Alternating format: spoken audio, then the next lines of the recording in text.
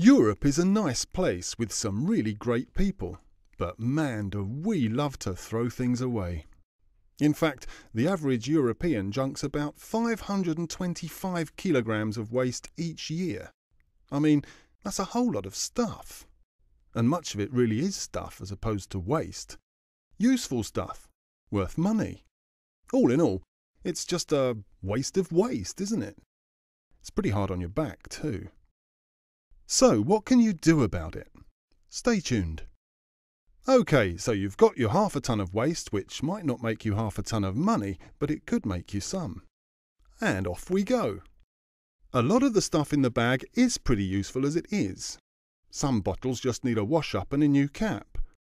And old clothes and furniture come back into fashion before you know it. Some of it might need a bit of repair, but hey, that's job creation right there. Can't be a bad thing, can it? That's it, we're talking reuse. You might need to spend some money to make this happen, but since useful stuff is valuable, you'll get it back. And then some. Now, some of your waste might be useless in itself, but made out of good stuff, like metal, glass, paper and cardboard, all of which can be utilised again if you treat it right. And in fact, some of the really weird stuff used in electronic gadgets is so scarce that we actually need to use it again, if we don't want to run out. And yes, it's called recycling. Of course, collecting and processing isn't free, but here's the clever bit. Recycling turns your waste into useful stuff that can be sold. Shazam! Money in the bank, mate.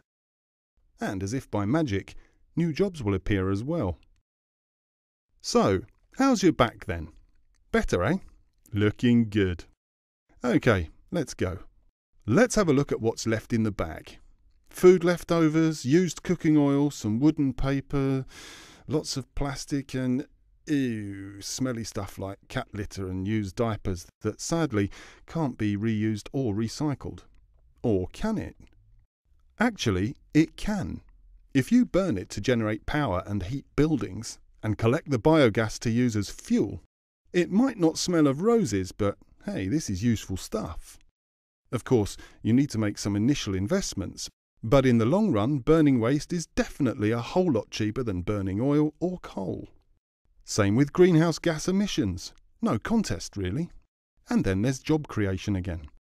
This neat little trick is known as energy recovery. Not much left in the bag, is there? A whole lot less than half a ton, that's for sure. Time to get rid of what's left at that place we all know and hate as the dump. Sadly, it can't be avoided completely. Some waste is simply useless and won't even burn. Ah well.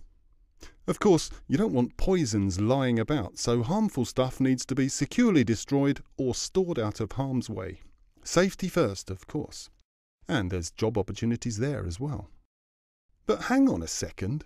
Do you really need to create that much waste to begin with? Come on, it's half a ton for crying out loud. Of course you don't. We could all begin by actually eating the food we produce. Today, half of it goes into the bin somewhere along the line. I mean, that's just wrong. Another good idea is to steer clear of disposable containers and packaging. And why not try reading the paper online instead of on paper? And so on. The trick is to reduce the amount of stuff you throw away in the first place. So there you have it. And you know, the cool thing is that all this is being done all over Europe as we, or rather I, speak.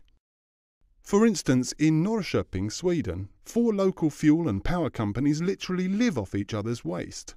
The stuff that one company discards becomes the next one's raw material. And round it goes. Brilliant.